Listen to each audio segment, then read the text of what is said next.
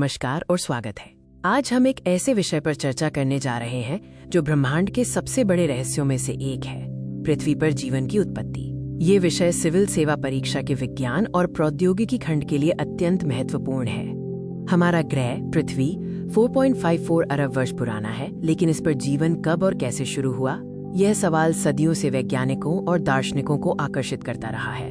ये डॉक्यूमेंट्री आपको इस यात्रा पर ले जाएगी, जिसमें प्रमुख सिद्धांतों और वैज्ञानिक खोजों को समझाया जाएगा। सिविल सेवा परीक्षा के लिए जीवन की उत्पत्ति विषय न केवल सामान्य विज्ञान का हिस्सा है, बल्कि पर्यावरण, जैव विविधता और वर्तमान वैज्ञानिक अनुसंधानों से भी जुड़ा हुआ है। इसलिए इसकी मूलभूत समझ होना आवश्यक है। जीवन की उत्पत्ति के अध्ययन में 3 प्रमुख प्रश्न हैं: जीवन कब शुरू हुआ, पृथ्वी पर कहाँ शुरू हुआ, और सबसे महत्वपूर्ण कैसे शुरू हुआ। इन प्रश्नों के उत्तर खोजने में ही वैज्ञानिक विकासवाद और अजैविक जनन एबायोजेनेसिस के सिद्धांतों का अध्ययन करते हैं। आइए समय में पीछे चलते हैं और देखते हैं कि प्रारंभिक पृथ्वी कैसी दिखती थी। लगभग 4 अरब साल पहले पृथ्वी आज जैसी शांत और सुंदर नहीं थी। पृथ्वी का निर्माण होने के बाद यह एक उग्र, गर्म और अस्थिर ग्रह था। यहाँ लगातार ज्वालामुखी विस्फोट होते थे और सतह पर हानिकारक पराबैंगनी यूवी विकिरण की उच्च मात्रा थी, क्योंकि उस समय ओजोन परत मौजूद नहीं थी। प्रारंभिक वातावरण में मुख्य रूप से मीथेन, अमोनिया, जलवाष्प और हाइड्रोजन गैसें थीं। ऑक्सीजन अनुपस्थित थी।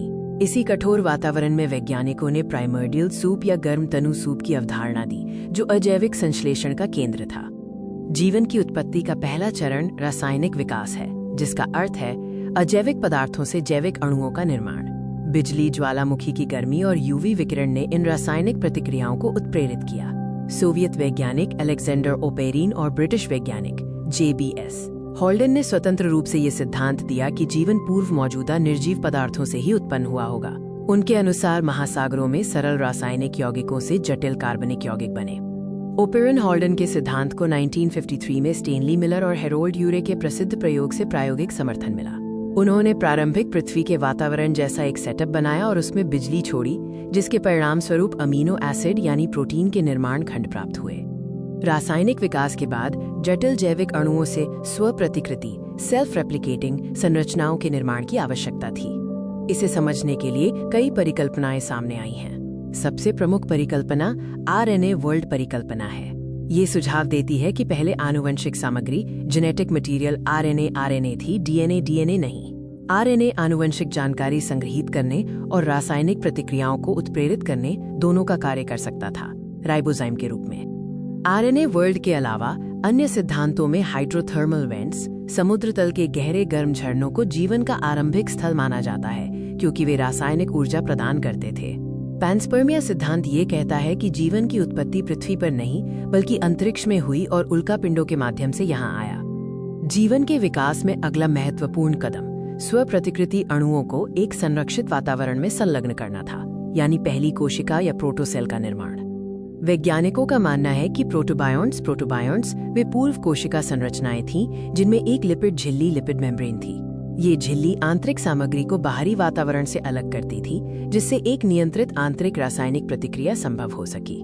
शुरुआत में माना जाता है कि पहले जीव हेट्रोट्रॉफ्स पर पोषी थे, जो प्राइमर्डियल सूप में मौजूद कार्बनिक अणुओं से ऊर्जा प्राप्त करते थे। जैसे जैसे ये संसाधन कम होने लगे, ऑटोट्रॉफ स्वपोषी का विकास हुआ, जो अपनी ऊर्जा स्वयं बना सकते थे।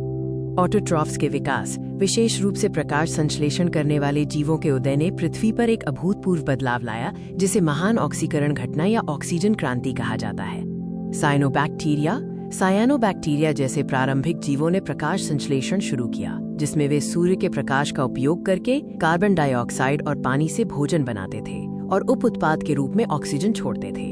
ये प्रक्रिया आज के जीवन के लिए आधार बनी। प्रकाश संश्लेषण के माध्यम से वायुमंडल में मुक्त ऑक्सीजन जमा होने लगी। इस ऑक्सीजन ने प्रारंभिक जीवों के लिए एक विषैला वातावरण बनाया, लेकिन इसने ओजोन परत के निर्माण का मार्ग भी प्रशस्त किया, जिसने यूवी विकिरण से सुरक्षा प्रदान की और जटिल जीवन के विकास को संभव बनाया। इस प्रकार जीवन की उत्पत्ति एक लंबी और जटिल रासायनिक तथा जैविक विकास की प्रक्रिया है। ये अजैविक संश्लेषण से शुरू होकर स्वप्रतिकृति, प्रोटोसेल निर्माण और अंततः ऑक्सीजन क्रांति के माध्यम से आज के जटिल जीवन तक पहुंची। सिविल सेवा परीक्षा के लिए ओपेरिन हॉल्डन सिद्धांत, मिलर यूरे प्रयोग, RNA वर्ल्ड परिकल्पना और ऑक्सीजन क्रांति जैसे विषयों पर विशेष ध्यान दें। मुख्य परीक्षा में वैज्ञानिक विकासवाद और पृथ्वी के इतिहास के संदर्भ में प्रश्न पूछे जा सकते हैं। जीवन की उत्पत्ति पर अनुसंधान आज भी जारी है, विशेष रूप से मंगल और अन्य ग्रहों पर एक्सोबायोलॉजी के संदर्भ में। ये विषय हमें ब्रह्मांड में जीवन की संभावनाओं और हमारे ग्रह की विशिष्टता को समझने में मदद करता है।